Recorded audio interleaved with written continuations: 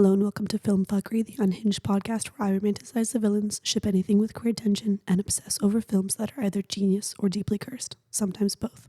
I'm your host, Spencer Jones, and this season we're diving headfirst into the chaotic comfort that is the MCU. As usual, we'll be looking at villain effectiveness, gay undertones, logic, technicalities, and of course, the most chaotic moment. I want to apologize for my voice. I did lose it. I am still slightly sick from last week, but I am getting better.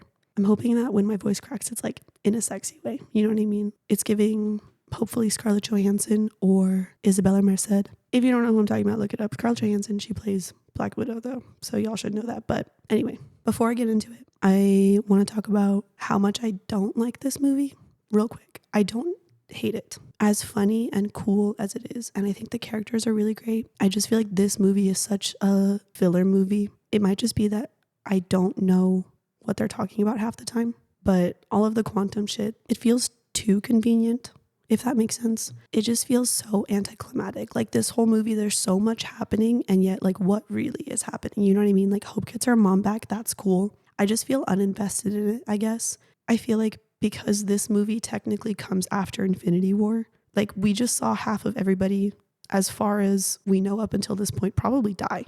And then technically at the very, very end of Ant-Man and the Wasp is where we leave off with Infinity War. But it just feels so little compared to Infinity War. And as much as I love the characters, I just feel like I'm not invested in this movie at all. So anyway, I don't hate this movie, but it's not one of my favorites for sure. And that might account for part of the fact why this episode is, I'm assuming, going to be shorter. I didn't take as many notes, but I talked too much, so we'll see. Oh, I forgot to say, but we're talking about Ant-Man and the Wasp. So let's talk about the villains. Before I get into the main villain, Ava, I want to talk about Sonny. Like, why is he even in this movie?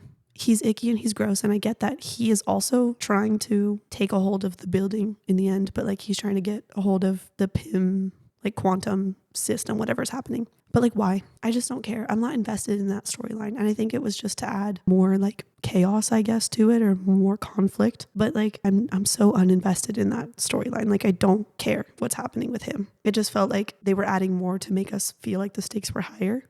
The stakes didn't feel high at all. Because if we're being honest, it's just this like guy who deals with underground stuff and he's got a connection with the FBI. That's cool. But he's going up against Ava, who can like phase shift or whatever. And also Scott and Hope, who can literally shrink and grow. So like, what does he really think is going to happen? Like, we know he's going to lose. He's just a guy. Something about his face just really irks me. Like, he looks like a person I would cross the street if I saw him walking close to me, just by the look of his face. Like, he is gross. I don't know.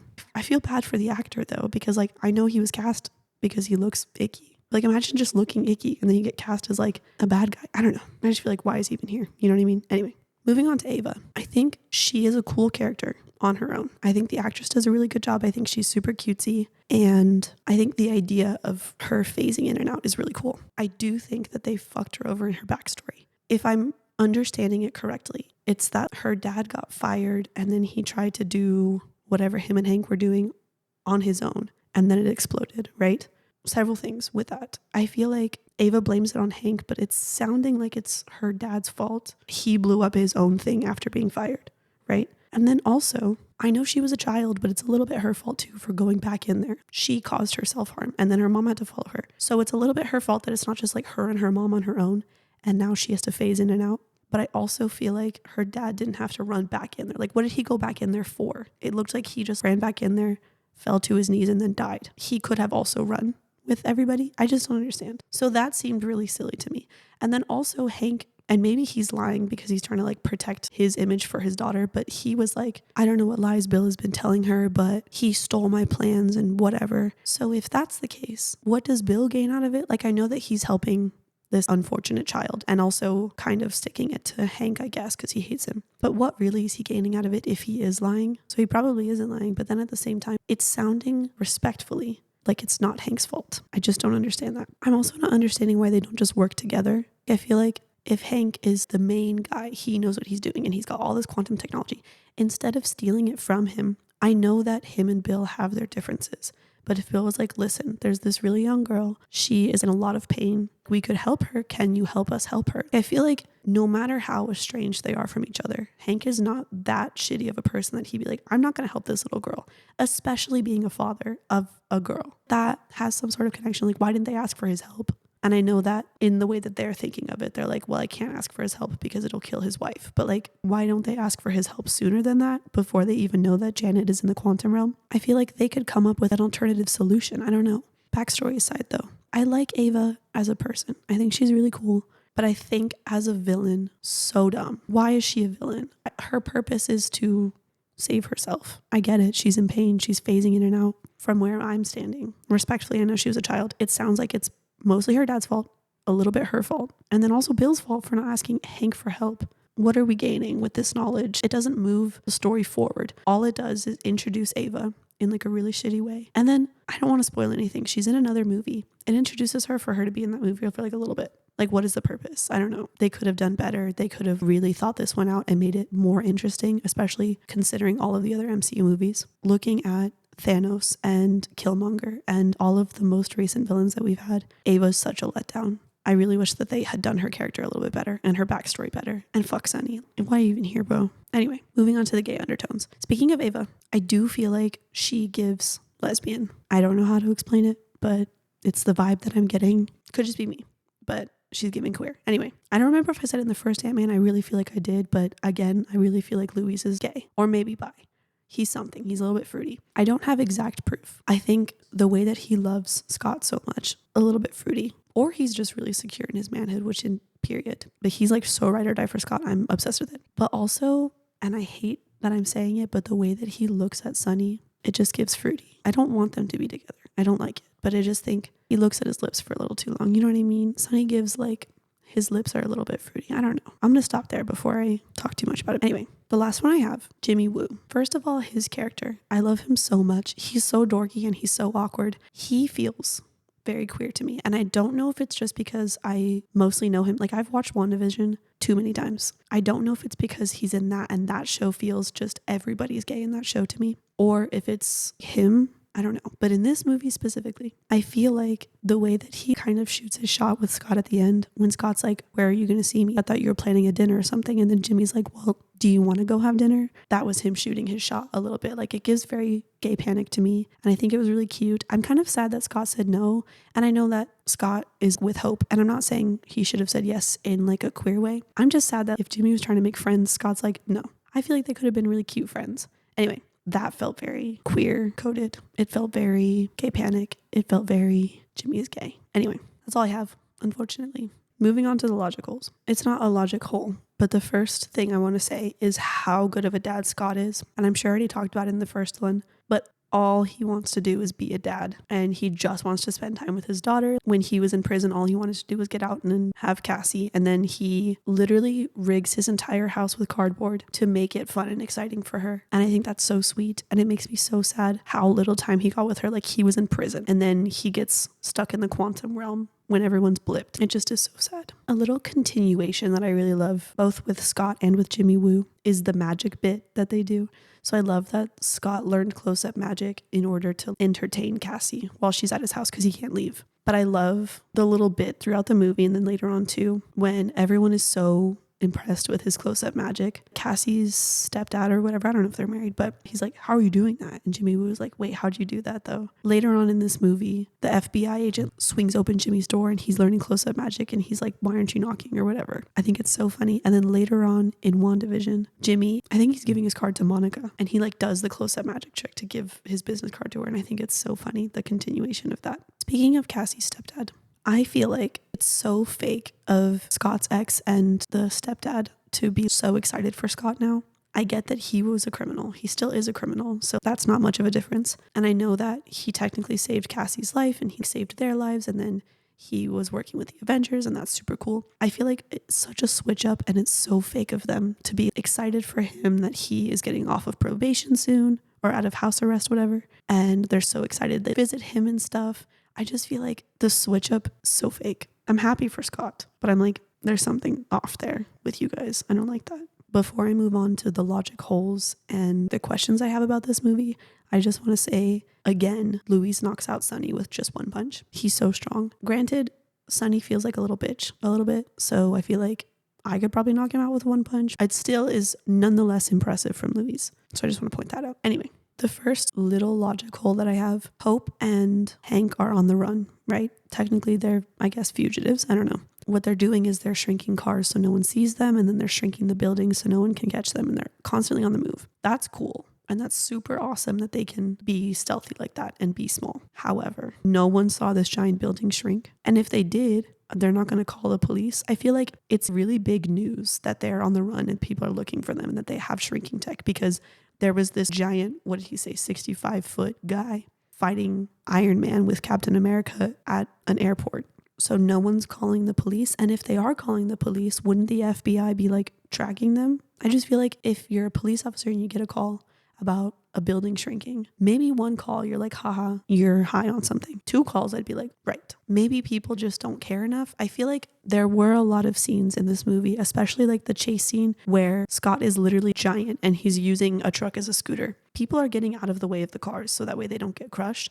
But I feel like most of the people were so unbothered by what was happening around them. Like, people are shooting guns, cars are crashing, and people just keep walking by like they're a little bit shocked. I feel like they should have been more shocked. Anyway, maybe that's just how people live their lives in the place that they're at. Where are they? They're by a beach. Maybe it's in California. I don't know. New York? It's always New York. I don't know. Wherever they're at, the people feel so unbothered. So maybe they just don't care that they just saw a giant building shrink or that they saw a car get bigger. They're just so wrapped up in their own lives. I don't know. But that felt too convenient to me, that no one is calling the police when they see a building shrink or expand. What if you are walking to work or your home or something and you go past this route every day and suddenly the next day there's just a building in this place? No one's going to ask questions? I doubt it. Another thing that I feel is a little too convenient is Scott and Janet's mind quantum connection or whatever. That feels too convenient. And maybe it's just that I don't know how quantum stuff works, but like, is that how it works? He happened to be in the quantum realm for, I guess time works differently there, but like for a few seconds, maybe a minute, maybe a few minutes. I don't know.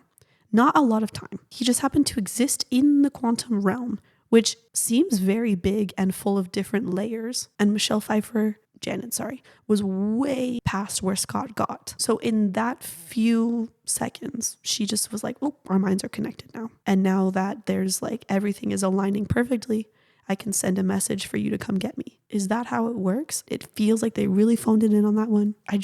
I don't believe it. And then also at the end, when Janet comes through, she's like, oh, Ava, it must be so painful. And Ava's like, it's always hurting, whatever. And she just fixes it with her little wiggly woo fingers. That's so uneventful. And I know that at the end credit, they have to go get healing particles from the quantum realm or whatever for Ava. But she just heals her like that. It's just so convenient. There's no climax to it. Like, they did all of that just for Janet to be able to be like, oh, let me fix it real quick.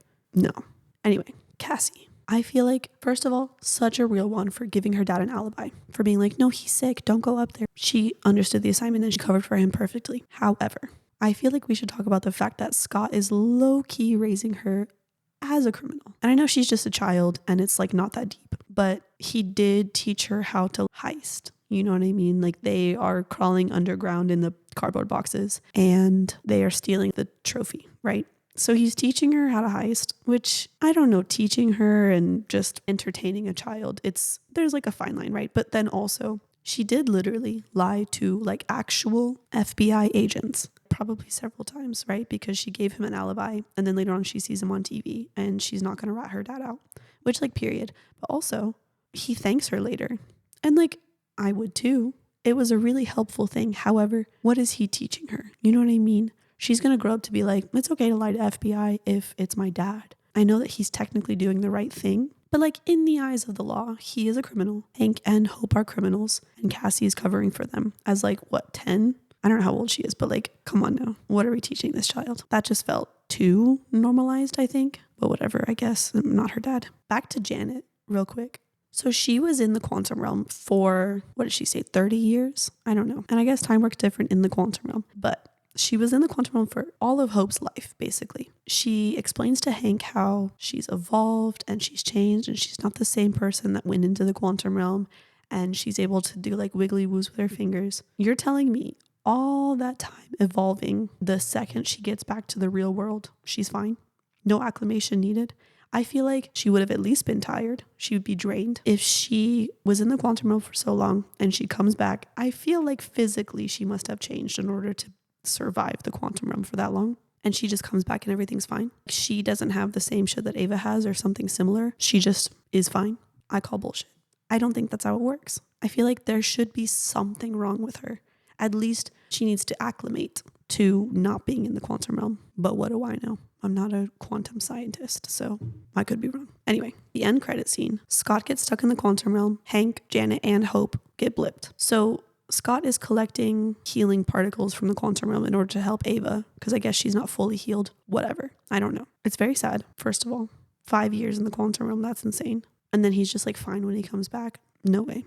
He had to have changed in the quantum realm. Or maybe they figured it out a little bit more. I don't know. I feel like they should explain that more. And I know that we don't see him come back yet. That comes in Endgame. But still, I need more explanation on the quantum realm shit. It's just not making sense to me. Anyway, if they needed the healing particles for Ava, I have to assume that she also got blipped. And maybe they talk about it in spoilers. She's in another movie that just recently came out. Maybe they talk about it in that movie and I forgot. I only saw that movie like 2 times. But I have to assume she got blipped, right? Because she needs the quantum stuff in order to heal. And she didn't get it for 5 years. So is she just in pain for those 5 years? Would she have died? I don't know. But then also, in the movie that we see her in, we don't see Scott and her together ever again. I'm pretty sure.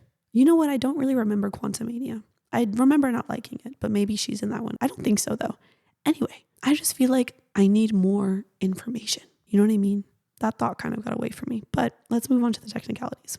The first technicality that I have is that I was watching it on Disney Plus, so maybe it's different somewhere else. No Marvel logo. No Marvel theme with the comics flipping on the Marvel logo and all of the characters, whatever. You know what I'm talking about. None of that. Hank just starts talking and the movie starts. I don't think a lot of movies do that because I was caught very off guard. Not only for Marvel movies, but just movies in general. I feel like there was no beginning credits, no Marvel logo, nothing. It just starts. This happened also to me when I was watching Fantastic Four. I just don't expect for a movie to just start like that. I jumped. When Fantastic Four came on, it was like 2 seconds of a Marvel logo. It didn't flip through anything. There wasn't any music. It was just like, boom, Marvel, and then the movie starts. And I was like, oh, I wasn't prepared. I don't know what it is about me, but I guess I need just like a little bit of a nudge into the fact that I'm about to start a movie. I don't know. I was caught off guard. I was like, is this the start of the movie? I actually went back to see if that was the start of the movie, and it was. It just is like black screen, Hank is talking. And I was like, oh, okay, we're starting.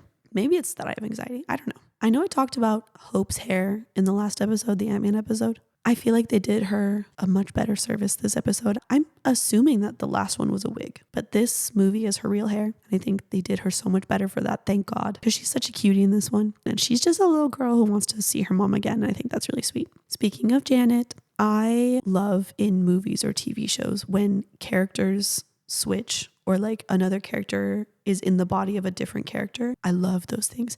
And sometimes you can tell that it's an actor being a different character. You know what I mean? And sometimes they do a really good job. So I think we don't know Janet too well in her personality. So I think that made it a lot easier. But I think Paul Rudd does such a good job of playing Janet. It's so funny. And he just adds a touch of femininity to it where I'm like, that is a woman in a man's body. And he's so sincere in the way that he's talking to Hank and looking at Hope and everything. And I think it's so cute. And I just think he does a really, really good job. I think that we should give him props for that because it seems pretty difficult. I know he's an actor, so he's acting, but it's hard to act as an actor acting as a character. You know what I mean? It's hard to be Paul Rudd acting as Michelle Pfeiffer acting as Janet, but he did it well. Anyway, this is a really small thing, but I just want to talk about it. One of Sonny's henchmen always has a necklace in his mouth. First of all, I don't like it. It reminds me of Courtney from Bob's Burgers. If you haven't watched Bob's Burgers, I don't know what you're doing with your life, but Courtney from Bob's Burgers, look it up. She's always sucking on a necklace.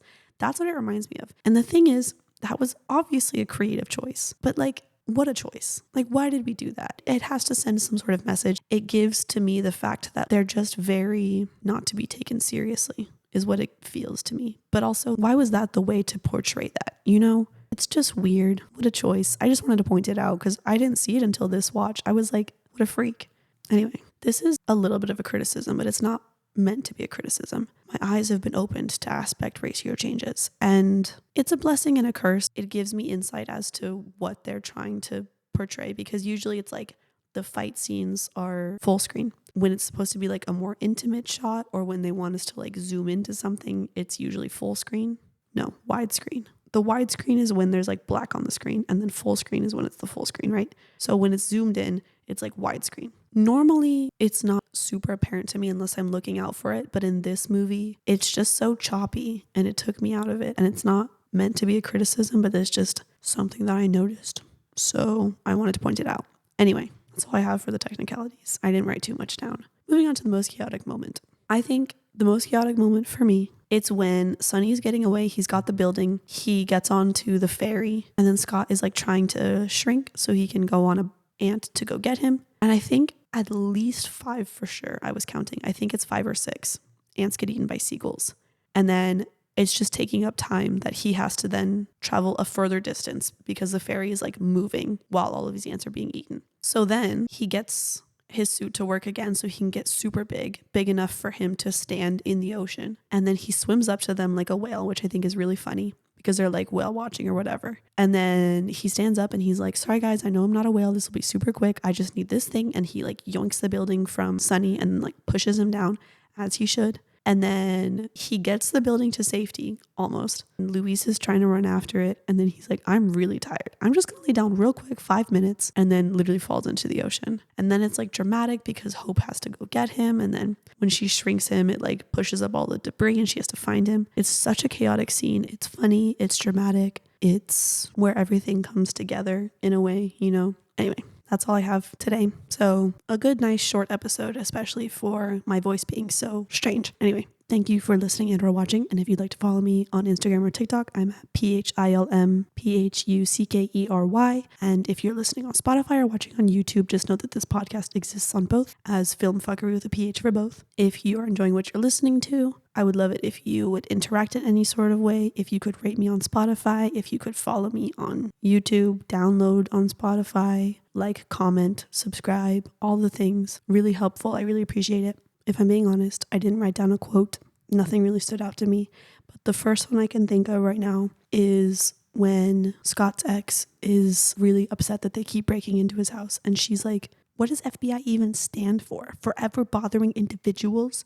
And she's like really proud of herself. That's the first one I can think of. Or like literally anything Luis says in this movie. I was going to say his whole monologue about where Scott is emotionally speaking, but that's too much. So anyway, I hope you have a great day. I hope you have a great week. And I will see you next week for Captain Marvel. Okay, love you. Bye.